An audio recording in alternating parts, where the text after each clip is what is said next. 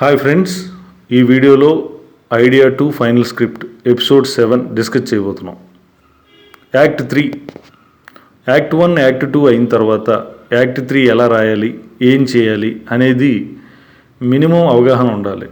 ఇందులో కొన్ని points, topic 1, topic 2, topic 3 3 topics ఉన్నాయి. ఈ 3 టాపిక్స్లో first topic point 1, close all subplot stories. And second point, Act 3 is different and separate cinema. And third point, exit door reactions. And fourth point, if any problem in Act 3, there is a problem in Act 1. Okay, coming to first point, close all subplot stories. రాసుకున్న కథలో main plot కాకుండా subplot stories అన్నిటికీ step by step close చేస్తూ రావాలి. మాటల ద్వారా అయినా scenes ద్వారా అయినా ఎలా చేయాలో ముందే రాసుకోవాలి. ఎందుకంటే సబ్ప్లాట్ స్టోరీస్ అంటే మిగిలిన క్యారెక్టర్ స్టోరీస్ అవ్వచ్చు, లేకపోతే లవ్ స్టోరీస్ అవ్వచ్చు. అవి యాక్ట్ 3లో క్లోజ్ అయిపోవాలి. అయితే కొన్ని సినిమాల్లో మెయిన్ ప్లాట్ ఎండ్ అయ్యాక సబ్ ప్లాట్స్ ఎండ్ అవుతాయి. ఆ కేటగిరీ సినిమా కథ అయితే అలాగే స్టోరీ రాసుకోవాలి. అంటే ఆ సినిమాల్లో ఫస్ట్ ప్రిఫరెన్స్ మెయిన్ ప్లాట్కి ఇచ్చారనమాట. ఫర్ ఎగ్జాంపుల్, మీరు మున్నబాయ్ ఎంబీబీఎస్ కావచ్చు, లగేరోహం మున్నబాయ్, 3 ఇడియట్స్, ఒకే ఒక్కడు, సింహాద్రి, జెంటిల్మెన్, కిక్, బొమ్మరిల్లు, ఇలా చాలా సినిమాల్లో మెయిన్ ప్లాట్ మీద యాక్ట్ 3 నడుపుతారు. చివరిలో సబ్ ప్లాట్ని క్లోజ్ చేస్తారు. అదే కొన్ని సినిమాలు ఉంటాయి, ఫస్ట్ సబ్ ప్లాట్ కంప్లీట్ చేసుకున్నవి. అవి చూడండి: Aparichitudu, Balagam, Bichagadu, Hanuman, Pataas, Kantara, 12th fail, KGF 2, Pushpa, Rangasthalam, Ala Vaikunthapurramuloo, అత్తారానికి దారేది. ఈ సినిమాలు చూస్తే వీటిల్లో ముందుగా లవ్ స్టోరీని క్లోజ్ చేస్తారు. హీరో హీరోయిన్ కలిసిపోయారు అని చెప్పేస్తారు. వీలుంటే సాంగ్ కూడా వేసేస్తారు. ఇక మిగిలింది యాక్ట్ 3లో మెయిన్ ప్లాటు, దాని మీద కథ వెళ్తుందన్నమాట. ఇలా సినిమాలు ముందుగా మెయిన్ ప్లాట్ అయితే మెయిన్ ప్లాటు, సబ్ ప్లాట్ అయితే సబ్ ప్లాటు, ఏది క్లోజ్ చేసుకోవాలో ఆ కథను బట్టి ఆయా దర్శకులు నిర్ణయం తీసుకుంటారు. Next, act 3 is different and separate cinema. ఎందుకు అంటున్నామంటే, ఇప్పుడు వరకు యాక్ట్ 1, యాక్ట్ 2లు చూసాం, కానీ యాక్ట్ 3 అనేది ఇది సపరేట్ సినిమాగా డిజైన్ చేయమంటారు. కాబట్టి యాక్ట్ 3 రాయడం, డిజైన్ చేసుకోవడం అన్నది చాలా టఫ్. ఇప్పుడు వరకు యాక్ట్ 1, యాక్ట్ 2ని నార్మల్గా అనిపించిన యాక్ట్ 3 చాలా బాగుంటే ఆ సినిమా హిట్ అవుతుంది. అందుకే యాక్ట్ 3ని బాగా రాసుకుంటారు, బాగా డిస్కస్ చేస్తారు. ఎగ్జాంపుల్, మీకు RX 100 కావచ్చు. యాక్ట్ 1, యాక్ట్ 2లు నార్మల్గా ఉంటాయి, కానీ యాక్ట్ 3 చాలా బాగా రాసుకున్నారు. అందుకే అంత పెద్ద హిట్ అయింది. మహానటి, యాక్ట్ 1, యాక్ట్ 2 బాగా రాశారు, అలాగే యాక్ట్ 3లో ఎమోషన్ బాగా రప్పించారు. అదంతా బాగా తీసుకున్నారు. సావిత్రి గారి డెసిషన్లు, పతనం అంతా బాగా చూపించారు.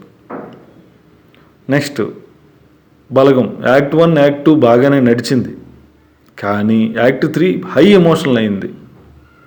సో అందుకే అంత పెద్ద హిట్ అయింది. నెక్స్ట్, ఖైదీ, యాక్ట్ 1, యాక్ట్ 2 రన్ వేరు, బాగా నడిచింది. యాక్ట్ 3 నెక్స్ట్ లెవెల్లో ఉంటుంది, డిజైన్ చేశారు ఖైదీలో. నెక్స్ట్, బేబీ, యాక్ట్ 1, యాక్ట్ 2 నార్మల్గా నడిచిన యాక్ట్ 3 డ్రామా నెక్స్ట్ లెవెల్కి తీసుకెళ్లారు, అది బాగా డిజైన్ చేసుకున్నారు. ఇలా ఎన్నో సినిమాల్లో యాక్ట్ 3ని బాగా రాసుకుంటారు, సపరేట్ సినిమాగా రాస్తారు. అప్పటి వరకు చూసిన సినిమా కథ వేరు, ఇప్పుడు యాక్ట్ 3 వేరు. ఇది మనం కథను బట్టి ఆలోచించాలి. Next, exit door reactions. Cinema హాల్లోకి వెళ్ళిన ఆడియన్స్ 2 సార్లు ఎగ్జిట్ అవుతాడు. ఒకటి ఇంటర్వెల్కి, 2 సినిమా ఎండింగ్ అయిన తర్వాత.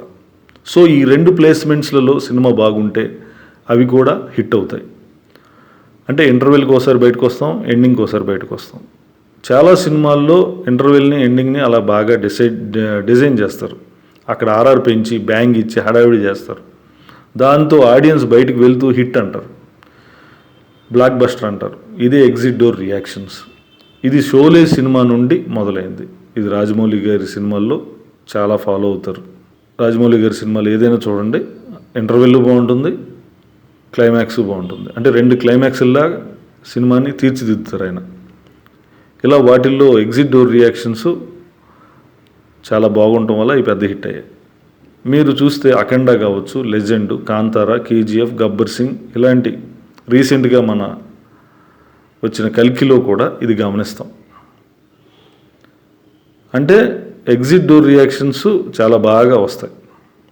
సో మన కథకి ఇది అవసరం అయితే ఇలా కూడా ఆలోచించాలి.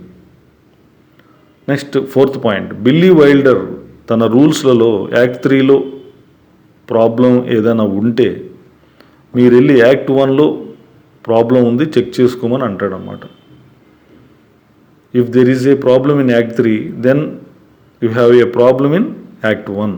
అందులో యాక్ట్ 1లో ప్రాబ్లం ఉంది, అందువల్ల మీకు యాక్ట్ 3 సరిగ్గా రావడం లేదు అంటాడు. సో ఇది స్టోరీ రాసేటప్పుడు తెలియకపోవచ్చు కానీ ముందు తెలుస్తూ ఉంటుంది. Okay, next topic 2.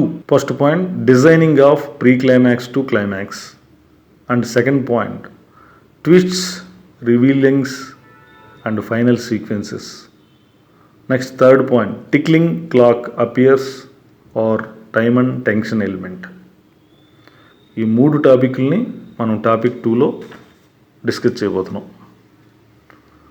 Designing of pre climax to climax. Drama సినిమాలు కావచ్చు, యాక్షన్ సినిమాలు కావచ్చు, లవ్ డ్రామా సినిమాలు కావచ్చు, ఎందులో అయినా మనకి pre climax to climax design చేసుకోవటం 2 విధాలుగా జరుగుతుంది. ఒకటి action climax, 2 dialogue climax. Action climax అంటే యాక్షన్ వస్తుంది, యాక్షన్ వచ్చేలా డిజైన్ చేసుకుంటారు. డైలాగ్ క్లైమాక్స్ డ్రామా సినిమాలకి డైలాగ్ క్లైమాక్స్ పెట్టుకుంటారు, లేకపోతే 2 కలిపి పెట్టుకుంటారు. సినిమా కథ యాక్షన్ అయితే యాక్షన్ క్లైమాక్స్ డిజైన్ చేసుకోవాలి, సినిమా కథ డ్రామా అయితే డ్రామా క్లైమాక్స్ డిజైన్ చేసుకోవాలి. 2 అవసరం పడితే 2 మిక్స్ చేసి చేసుకుంటారు. ఇది ప్రీ క్లైమాక్స్ టు క్లైమాక్స్ చేస్తారన్నమాట. మీకు డ్రామా క్లైమాక్స్లు గమనించండి, పీకే కానీ, బొమ్మరిల్లు, బేబీ, పుష్ప, శతమానం భవతి ఇలాంటి సినిమాలన్నీ డ్రామా క్లైమాక్స్లు. సో డైలాగ్ క్లైమాక్స్లు పెట్టుకుంటారు, డైలాగులు బేస్డ్గా ఉంటుంది. అదే యాక్షన్ సినిమాలకు వస్తే RRR, బాహుబలి, రంగస్థలం, అఖండ, అల వైకుంఠపురంలో సాంగ్తో ఎండ్ చేశారు.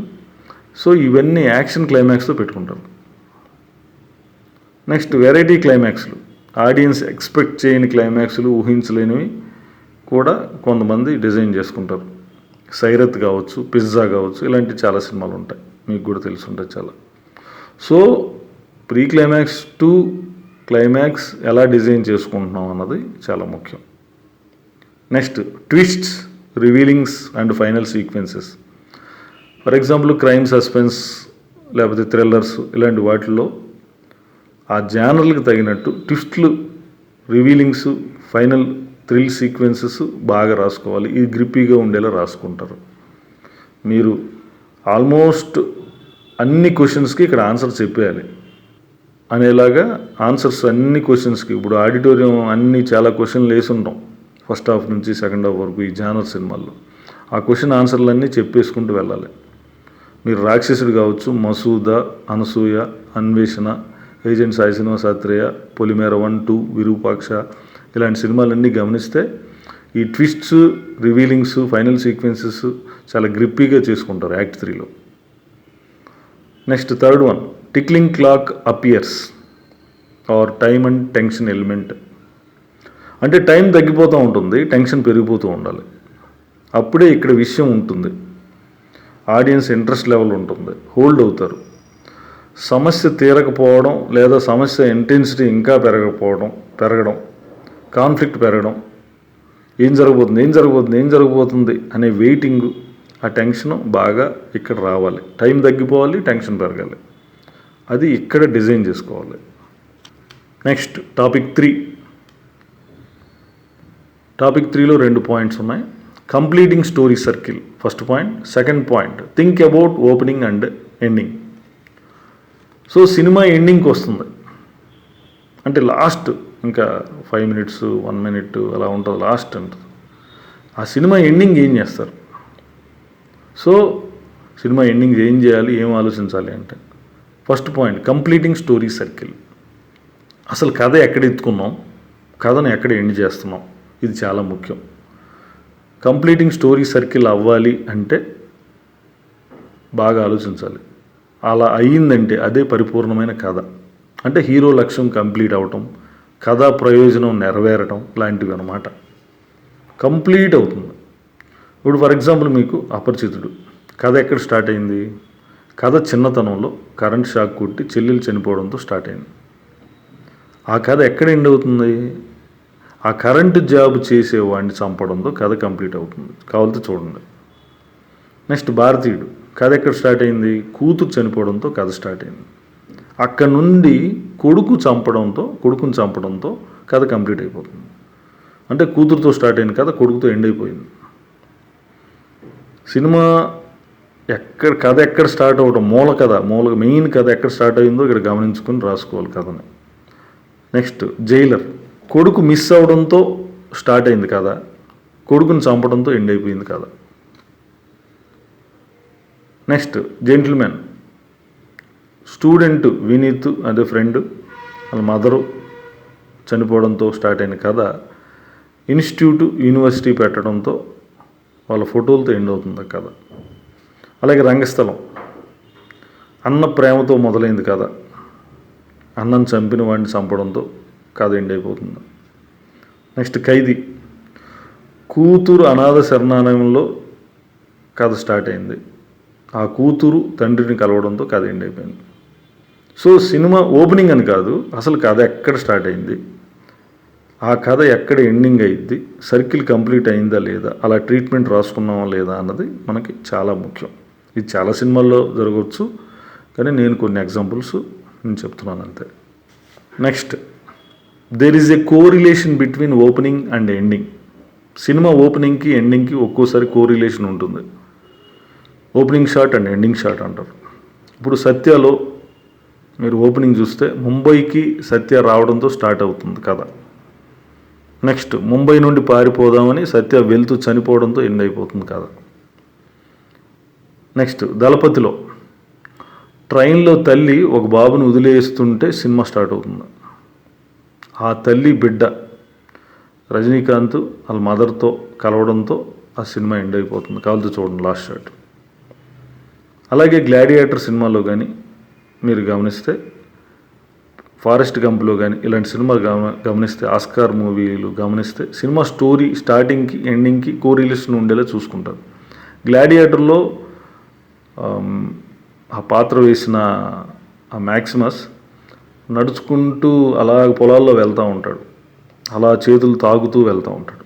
మళ్ళీ ఎండింగ్కి వచ్చేసరికి అదే పొలాల దగ్గర ఫ్యామిలీ ఎదురు చూస్తున్నారు, నేను వెళ్ళాలి అన్నట్టుగా కళ్ళు మోస్తాడు. అలాగే ఫారెస్ట్ గంప్లో మీరు ఓపెనింగ్ ఒక ఫెదర్ వచ్చేసి అలా గాలిలోంచి ఎగురుతూ హీరో కాళ్ళ దగ్గర పడుతుంది. సినిమా స్టోరీ నరేషన్ అంతా అయిపోయిన తర్వాత మళ్ళీ ఈ ఫెదర్ ఇల్లు అలా గాలిలో కలిసిపోద్ది. So there is a correlation between opening and ending, ఇలాగ పెట్టుకుంటారు అన్నమాట. ఇది నేను కొన్ని సినిమాలు చూసి అబ్జర్వ్ చేసి చెప్తుంది. ఓకే, నెక్స్ట్ ఫైనల్గా యాక్ట్ 3 అనేది మన కథను బట్టి దానికి రిజల్యూషన్ ఇవ్వడానికి, ఆడియన్స్ని ఎంగేజ్ చేయడానికి రాసుకుంటాం. హీరో లక్ష్యం క్రైసిస్లో పడి all is lost and big loss moments జరిగి చివరకు మళ్ళీ హీరో లక్ష్యం సాధించే దిశగా వెళ్ళడం, కథ ఎక్కడ ఎత్తుకున్నాం, ఆ కథను ఎక్కడ ముగిస్తున్నాం అనేది తెలిసేది యాక్ట్ 3లోనే. సో యాక్ట్ 1, యాక్ట్ 2, యాక్ట్ 3 రాయడం అయిపోయింది. అంటే స్టోరీ రాయడం ఈ ఎపిసోడ్తో అయిపోయింది. ఈ 7 ఎపిసోడ్స్ కేవలం స్టోరీ రాయడానికే మనం ఇక్కడ డిస్కస్ చేయబోయాం. ఇక నుంచి సినిమా రాయబోతున్నాం. So cinema means story run, cinema means scenes, cinema means screenplay. Next ఎపిసోడ్లో వీటిని డిస్కస్ చేద్దాం. Okay, thank you one and all.